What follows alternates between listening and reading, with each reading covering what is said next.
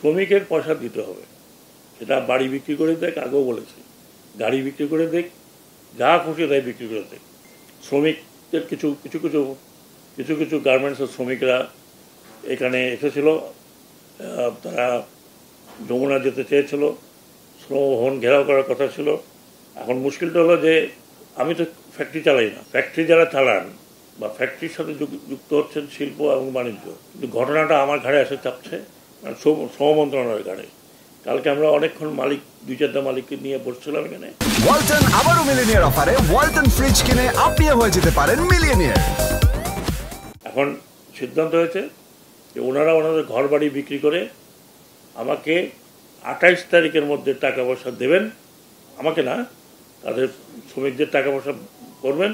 আর যদি না করেন, তাদের নামে হুলিয়া জারি হয়েছে, মানে ওয়ারেন্ট জারি আছে, they will be arrested. Warrant জারি না যাদের প্রায় সবার নামই হয়েছে, যারা যারা এই এখন এই ব্যবস্থার মধ্যে আছেন, ওয়ারেন্ট যাদের নামে জারি হয়েছে তারা বিদেশে থাকলেও আমি অলরেডি পাঠিয়ে দিয়েছি ওয়ারেন্ট সহ, যে তাদের বিরুদ্ধে রেড অ্যালার্ট জারি করতে। শ্রমিকের পয়সা দিতে হবে। সেটা বাড়ি বিক্রি করে দেখ, আগেও বলেছি, গাড়ি বিক্রি করে দেখ, যা খুশি তাই বিক্রি করে দেখ। যে চালাতে পারে না ফ্যাক্টরি, যে শ্রমিকের বেতন দিতে পারে না 2 মাস 3 মাস, তার তো এই সেক্টরে থাকা উচিত না। এখানে অনেক ভালো ভালো লোক আছেন, না হলে আমাদের গার্মেন্ট ইন্ডাস্ট্রি আরও বাড়ছে, তাদের রপ্তানি।